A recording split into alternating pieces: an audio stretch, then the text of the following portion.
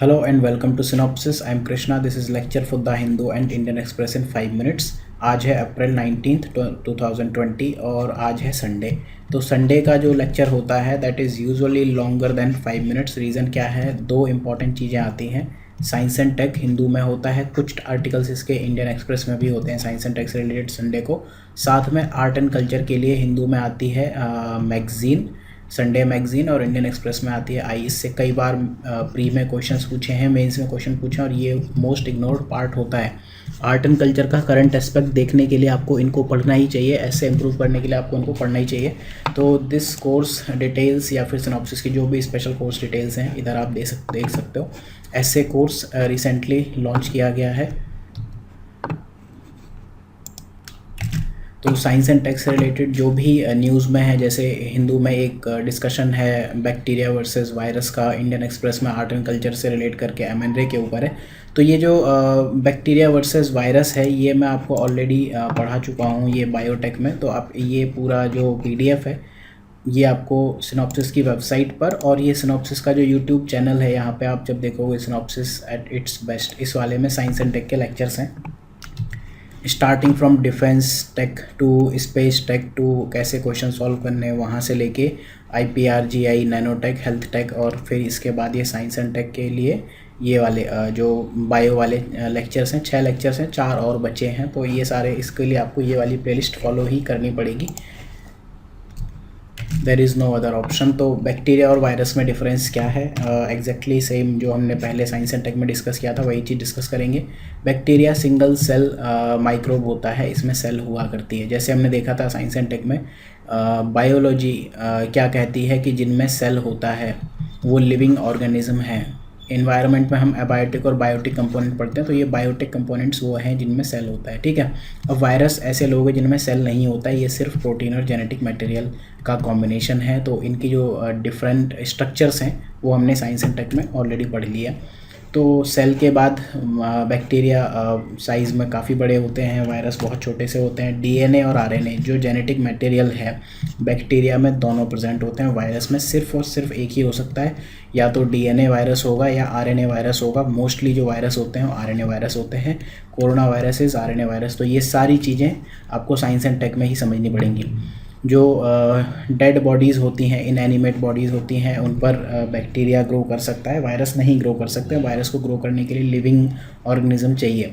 तो एक डिबेट होती है कि ये रिप्रोडक्शन कर सकते हैं, ठीक है, किसी भी मेथड से कर सकते हैं। तो इनको आप डेड बॉडी का हो, डेड ऑर्गेनिज्म का हो या लिविंग ऑर्गेनिज्म का हो, तो इनको हम एक ट्यूबलाइट जोन में रखते हैं। कोई इनको डेड मानता है, कोई इनको लिविंग मानता है। रिप्रोडक्शन इनका बाइनरी फिजन से होता है। बैक्टीरिया का बाइनरी फिजन मतलब सपोज आपका ये एक बैक्टीरिया है तो इसका स्ट्रेच होता जाएगा, ऐसे बनेगा इससे, इसके बाद इसके 2 छोटे छोटे बैक्टीरिया बन जाएंगे।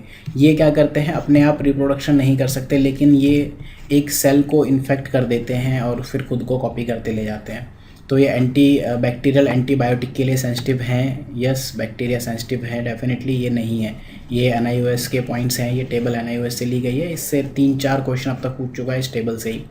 इम्पैक्ट बैक्टीरिया के पॉजिटिव नेगेटिव हो सकते हैं। ऐसे आप कर्ड बनाते हो दही, तो उसमें बैक्टीरिया होता है, ट्रिलियंस ऑफ बैक्टीरिया होते हैं बॉडी में, और वायरस का मोस्टली नेगेटिव इम्पैक्ट होता है। ऐसा नहीं कि कुछ पॉजिटिव नहीं हो, लेकिन हमारे लिए मोस्टली नेगेटिव होता है। फिर इसके बाद जो हाइड्रोक्सीक्लोरोक्विन ड्रग है उसको अब वर्ल्ड वाइड मंगाया जा रहा है। तो इंडिया की जो बंगाल केमिकल्स है, बंगाल केमिकल्स उसको सप्लाई करेगी। तो बंगाल केमिकल्स में इंडिया में ये बनाया जाता है सबसे पहले।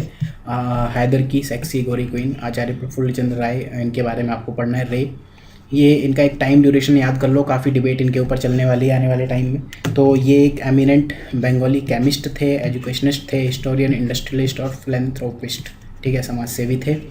इन्होंने पहला मॉडर्न इंडियन रिसर्च स्कूल बनाया था केमिस्ट्री में। पोस्ट क्लासिकल एज, क्लासिकल मतलब होता है 2 चीज़ होती हैं, क्लासिकल एज होता है, एक पोस्ट क्लासिकल एज होता है। ये हिस्ट्री में आपको पढ़ने को मिलेगा। कार्ल मार्क्स के आसपास का period, I think it is classical as. Father of chemical science कहा जाता है इनको इंडिया में। और इनको क्या है कि जो royal society of chemistry UK England की थी, उन्होंने पहली बार कोई ऐसा इंसान था जिसको यूरोप के बाहर ये केमिकल लैंडमार्क प्लेक या पट्टिका दी थी। तो ये वो थे then Bengal chemicals and pharmaceuticals के फाउंडर थे। 700 रुपये दे के बनाई गई थी। ये इंडिया की पहली फार्मास्यूटिकल कंपनी थी, 1892 में ही बना दी गई थी। और ये इंडिया का जो पहले कुछ स्टेप्स थे सेल्फ रिलायंस के लिए, उसमें से एक थी आत्मनिर्भर होने के लिए। इन्होंने एक बुक भी लिखी थी, a history of Hindu chemistry, इसके ऊपर बुक लिखी थी, ठीक है, from the earliest time to middle of 16th century. 1902 में इन्होंने ये बुक पब्लिश की थी। He was closely associated with Sadharan Brahmo समाज, उससे बहुत क्लोजली जुड़े हुए थे। उसके प्रेसिडेंट और ट्रस्टी भी उनको निर्वाचित किया गया। और साथ में इन्होंने ऐसा नहीं कि सिर्फ ये दवाइयाँ बनाई, इन्होंने एसिड भी सप्लाई किए बॉम्ब्स बनाने के लिए।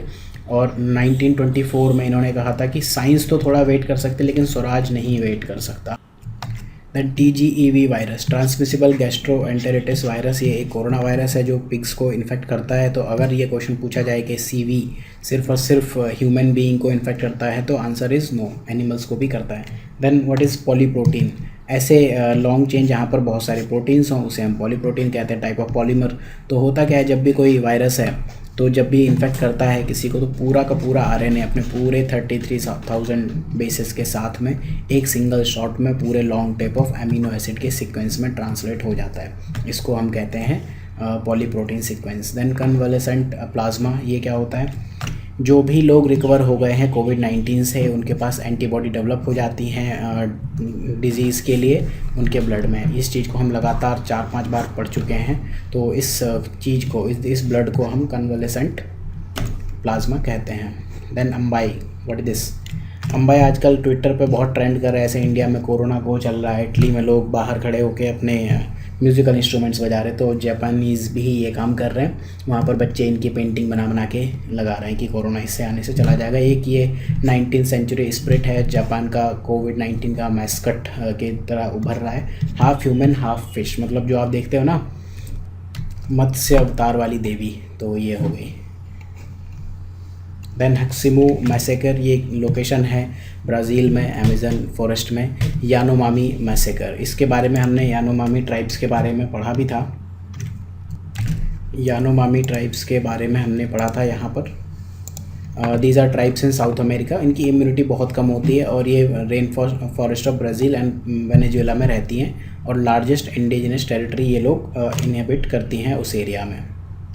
तो व्हाट इज़ दिस हक्सिम मैसेकर, यहाँ पे क्या था कि जो भी गोल्ड माइनर्स थे जो इलीगल गोल्ड माइनिंग करते थे उन्होंने यानोमामी ट्राइब्स को मार दिया था। गैरिम्पेरोस ये लोग हुआ करते थे। देन FDI पॉलिसी, सबसे इम्पॉर्टेंट न्यूज़ जो आज की है, अब इम्पॉर्टेंट मेन स्ट्रीम में तो साइंस एंड टेक वाला हो गया।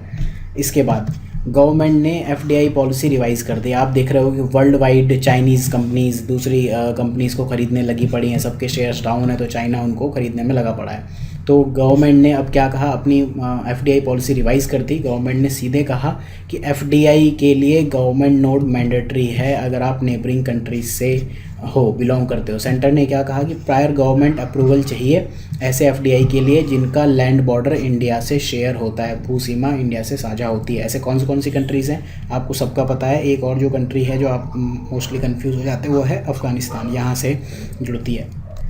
तो इसमें कहीं डायरेक्टली चाइना का नाम नहीं लिया गया है, लेकिन इसका जो एम है, ये एम यही है कि कर्बिंग अपॉर्चुनिस्टिक टेक ओवर या एक्विजिशन, उन पर आपको अंकुश लगाना है ताकि मतलब जो भी ये कोविड-19 के पैंडमिक की वजह से कंपनीज स्ट्रेस में आ रही हैं। अभी तक ये प्रोविज़न जो अभी पूरा सारे लैंड बॉर्डर वाले कंट्रीज़ के लिए हो गया, अभी तक ये प्रोविज़न सिर्फ पाकिस्तान और बांग्लादेश के लिए था। लास्ट वीक हुआ क्या था, ये स्टेप क्यों लिया, एक तो वर्ल्ड वाइड हो गया और इंडिया में भी क्या है कि जो HDFC है उसके स्टेक्स 1%, 1.1 लगभग 1% stake People's Bank of China ने खरीद लिए थे। हालांकि ये आपका FDI नहीं था, एक पोर्टफोलियो इन्वेस्टमेंट था। तो पोर्टफोलियो इन्वेस्टमेंट की डेफिनेशन अभी हम यहाँ देखेंगे इसके बाद। तो व्हाट इज़ दिस, अभी आपको अगर देखा जाए ये पिक्चर रियल में परेशान करने वाली है। आप जानते हो, अगर आप तैयारी कर रहे हो तो आपको शायद ये चीज़ें पता होंगी कि चाइना का जो इन्वेस्टमेंट है इंडिया में कितना बढ़ गया। 2014 में अराउंड $1.6 बिलियन था और अब $8 बिलियन हो गया। कितना टाइम्स हो गया, सीधे आप देखो 5 टाइम्स हो गया 4 साल में, ठीक है। इन्वेस्टमेंट लगभग सारी कंपनीज़ में जो भी इंडिया के बड़े स्टार्टअप हैं, चाहे वो यूनिकॉर्न होते हैं स्टार्टअप विद वैल्यूएशन $1 बिलियन, जो भी आपको बड़े बड़े दिख रहे हैं, Snapdeal, Ola, Swiggy, Paytm, Flipkart, Big Basket, Zomato, Hike पता नहीं क्या है, पेटीएम मॉल, ये सब सब सब चाइनीज़ लोग हैं, ठीक है। ये देखो चाइना लोगों ने कितना इन्वेस्ट किया हुआ है। मतलब ये देख के दुख होता है कि Xiaomi, ओप्पो, वीवो, ह्यूआई ये सारे टॉप सेलिंग ब्रांड्स हैं, ठीक है। बीइंग अ पब्लिक सर्वेंट ये काफ़ी दिक्कतदेह चीज़ होती है मेरे लिए। तो इन सबको बंद करो यार, जब तक आप इंडियन ब्रांड्स नहीं खरीदोगे, ठीक है। आपके पास इनके लिए ऑप्शन नहीं है, लेकिन दूसरे ऑप्शन हैं इंडिया में। मतलब आप क्या छोटे छोटे बल्ब भी नहीं खरीद सकते हो क्या? चाइना के पेन हुए, टॉयज़ हुए। सिविल सर्विसेज की तैयारी कर रहे हो, इतना तो कर सकते हो एटलीस्ट। आपको समझना चाहिए कि इंडियन जो कंपनी की हालत बुरी है वो कहीं ना कहीं डिमांड ड्रिवन स्लो डाउन है, हमेशा से है इंडियन कंपनीज़ के लिए। बहुत सारी इंडियन कंपनीज़ बंद हो गई, तो ये आपको समझना पड़ेगा। ये चीज़ आपको खुद से करनी पड़ेगी और आसपास एक रिवॉल्यूशन टाइप का आपको पार्ट बनना पड़ेगा। Then what is portfolio investment? Portfolio मतलब आपने सीधा एक पोर्टफोलियो खरीद लिया, ग्रुप ऑफ एसेट, ठीक है। चाहे वो इक्विटी हो, सिक्योरिटी हो, जैसे कॉमन स्टॉक हुए, डेट सिक्योरिटी हुई, बैंक नोट, बॉन्ड, डिबेंचर, जो भी चीज़ों में कंपनीज़ के पोर्टफोलियो आपको दिखते हैं, आपने जाके सीधे खरीद लिए। तो यही पीपल बैंक ऑफ चाइना ने सीधे खरीद लिया, 1% स्टेक खरीद लिया। आप कर लो जो करना है। देन आफ्टर दैट यूनिकॉर्न क्या होती है? अभी हमने ऊपर देखा, तो यूनिकॉर्न एक प्राइवेटली हेल्ड स्टार्टअप है जिसके वैल्यूएशन $1 बिलियन से ज़्यादा होता है। जो नए लोग आए सीधे $1 बिलियन लगा दिए, ठीक। ये टर्म जो कॉइन की थी, मेंस के लिए आंसर IT में लिख सकते हो, कैपिटलिस्ट थे एलियन ली, इन्होंने की थी। देन इसके बाद अम्बुकुथी हिल्स, कुत्थी जहाँ आपको दिखे तो थेरुकुथी, पावाकुथी, ये सारे आपको साउथ इंडिया में मेनली केरला से रिलेटेड हैं। ह्यूज क्रैक यहाँ डेवलप हो रहा है। अटक्कल केव्स हैं यहाँ पर, ये केव्स हैं नियोलिथिक एज की, नवपाषाण आयु की। और यहाँ पर एक अनडेटेड प्राकृत ग्रंथ मिला है, इंस्क्रिप्शन है वो कदम्ब किंग की, तो ये आपको प्री के लिए रखने पड़ेंगे। देन एस्से के लिए जो आर्ट एंड कल्चर पेज की मैं बात कर रहा था, उसमें कई बार बहुत अच्छी बुक रिव्यूज़ आते हैं। तो अरविंद पनगरिया, इन्होंने एक बुक लिखी है, उनकी बुक का नाम है India unlimited, reclaiming the lost glory. तो ये जो मैं आपको लगातार कहता रहता हूँ कि जो पोस्ट इंडिपेंडेंस हिस्ट्री है, वर्ल्ड हिस्ट्री है, that is fight between socialism and capitalism.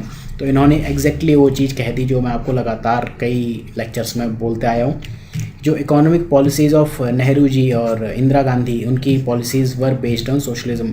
No doubt ये दोनों बहुत ही प्रोमिनेंट लीडर्स थे। इंदिरा गांधी, उनको आयरन लेडी कहा जाता है। बांग्लादेश के क्रिएशन में 1971 वॉर, जिस दिन आप ये पढ़ लोगे ना, उस दिन आप भी इंदिरा गांधी के फ़ैन हो जाओगे, ठीक है। तो उस डिस्पाइट दैट इनकी पॉलिसी सोशलिज्म पर बेस्ड थी, ठीक है। इससे क्या हुआ, आपने एक हिंदू रेट ऑफ ग्रोथ पढ़ा होगा, ठीक है, हिंदू रेट ऑफ ग्रोथ। तो उसमें क्या था, इंडियन इकॉनमी बहुत 3.5% ग्रोथ रेट से बढ़ रही थी लगातार। तो इसकी वजह से लगातार इकॉनमी ग्रो नहीं कर रही थी, ग्रोथ ऑब्स्ट्रक्टेड थी। और इनफैक्ट जो आज की गवर्नमेंट और लीडर्स हैं, चाहे आप दिल्ली गवर्नमेंट देखो, वेस्ट बंगाल गवर्नमेंट देखो, केरला गवर्नमेंट देखो, इनफैक्ट जो किसी स्टेट की देख लो, जो आपको राइटिस्ट, लेफ्टिस्ट, सेंट्रिस्ट कोई गवर्नमेंट देख लो, सब सोशलिस्ट टाइप हैं, एक दो लीडर्स को छोड़ के। पूरी कंट्री में लोगों को काम नहीं करना है, बस फ्री दे दो। पूरी कंट्री का यही हाल है। Nation is populated by socialism devotee. अब ये बुक इसलिए इम्पॉर्टेंट है क्योंकि इन्होंने गवर्नमेंट में काफ़ी ज़्यादा टाइम तक काम किया, हर टाइप की गवर्नमेंट के साथ काम किया है, चाहे वो लेफ्टिस्ट हो, चाहे सेंट्रिस्ट हो, चाहे राइटिस्ट हो, हर गवर्नमेंट के साथ इन्होंने काम किया है। जब भी कोई ऐसा बंदा बुक लिखता है तो लोग उम्मीद करते हैं कि कोई क्रिटिकल पॉइंट्स देगा आपको, तो ये बुक्स आपके लिए काफ़ी इंपॉर्टेंट हो जाती हैं।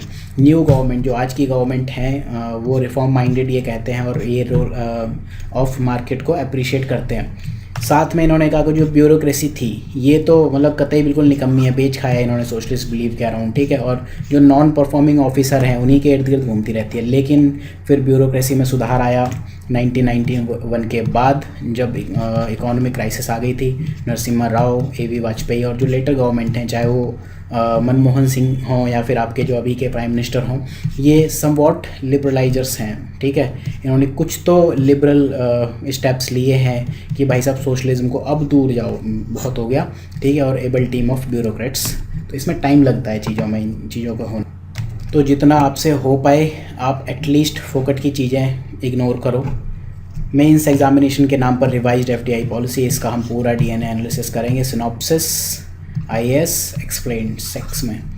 देन कोलेट्रल गेंस एक कैटास्ट्रॉफ से हो सकते हैं। आप लगातार मीम्स पढ़ रहे हो, ठीक है, तो वो मीम्स क्या हैं, जो आपकी गंदी हैबिट्स हैं, ठीक है, वो लिखने आने भी चाहिए ना आपको। मेंस में आप लिखो तो ज़रूरी नहीं ना कि मीम्स पढ़ के बस हंस लो और ख़त्म हो गया, ठीक। तो आपकी जो भी गंदी हैबिट्स हैं धीरे धीरे सुधर रही हैं। आप हाथ धोना सीख रहे हो, आप नहाना सीख रहे हो, आप क्या कर रहे हो, गांधीयन कॉन्सेप्ट ऑफ हाइजीन सीख रहे हो। मतलब गांधी जी खुद सफाई करते थे झाड़ू लेके, आजकल तो झाड़ू वाले लोग दूसरे हैं, ठीक है। तो मतलब दिल्ली में गांधीयन कॉन्सेप्ट ऑफ हाइजीन, वो कहते थे खुद क्लीन करो, नो कॉन्टैक्ट ग्रीटिंग, नमस्ते, आदाब, सारी चीज़ें बढ़ रही हैं दुनिया में। बड़ी बड़ी शादियां रुक गई हैं, मतलब 30 40 15 लोगों में ही हो जा रही हैं। इनफैक्ट अभी लोग गालियां दे भी रहे हैं, वहाँ भी देखो आप ऑडियंस कितनी है, 15 से 20। हालांकि उनको भी पीटना चाहिए, पीटो सारों को, ठीक। सिविक सेंस बढ़ रहा है पब्लिक वॉशरूम में। लोग क्या करते हैं, जाके थूक रहे हैं पब्लिक वॉशरूम में, खांस रहे हैं, खकार रहे हैं, कुछ भी कर रहे हैं। तो ये सब सिविक सेंस बढ़ रहा है धीरे धीरे। और जो करेंसी नोट्स हैं या फिर पन्ने पलटते हैं हम लोग थूक लगा के, तो ये सब आदतें भी बदल रही, नहीं बदल रही तो बदलो, नहीं तो फिर corona virus is waiting for you. So thank you for watching. ऐसा नहीं है कि कोरोना वायरस एक वायरस है, ऐसे आने वाले टाइम में काफ़ी चीज़ें आएंगी। ये तो शुरुआत है, लोगों का कहना है। पूरा हमने एसए का जो टॉपिक डिस्कस किया है कल दीपिका मैम ने, इसी बारे में ही है कि एक पैंडेमिक कैसे लॉन्ग टर्म इम्पैक्ट्स लाता है। So thank you for watching this lecture, have a good day. Science and tech और आर्ट एंड कल्चर के लिए संडे के लेक्चर्स या जो हिंदू की मैगजीन्स होती हैं ये सब पढ़ा करो, काफ़ी इंपॉर्टेंट है। प्री में लगभग हर साल एक क्वेश्चन आता ही आता है उनसे।